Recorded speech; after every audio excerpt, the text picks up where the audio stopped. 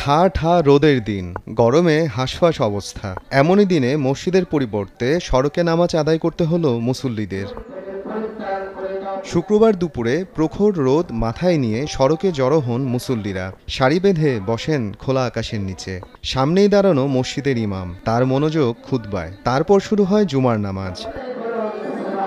স্থানীয়রা জানান, ঝিনাইদহের আদর্শ পাড়ায় হাজী আফসার উদ্দিন জামে মসজিদ ও নুরানি মাদ্রাসার পাশের জমি নিয়ে চলছে বিরোধ। জমি দখল করে ইজিবাইক গ্যারেজ সহ বিভিন্ন স্থাপনা নির্মাণের অভিযোগ রয়েছে স্থানীয় আওয়ামী লীগ নেতার বিরুদ্ধে।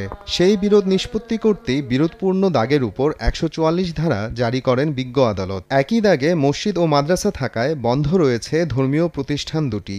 বাধ্য হয়ে খোলা আকাশের নিচেই জুমার নামাজ আদায় করছেন এলাকাবাসী। তদন্তপূর্বক দ্রুত ব্যবস্থা গ্রহণের জন্য সংশ্লিষ্ট কর্তৃপক্ষের হস্তক্ষেপ কামনা করেছেন তারা।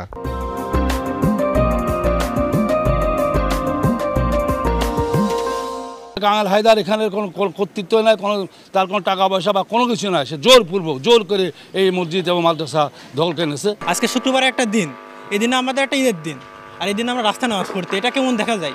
সমাজের কাছে তো বলতে গেলে এটা খারাপ তো অবশ্যই। আমরা মসজিদে নামাজ পড়া উচিত। আমাদের সম্পত্তির দেখভাল করার দায়িত্ব কিন্তু ছিল বিগত কমিটির।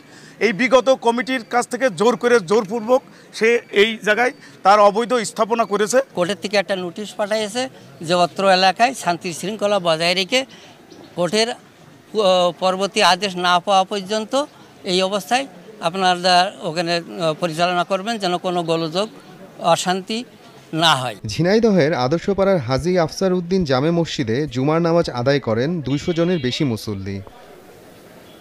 সময় সংবাদ, ঝিনাইদহ।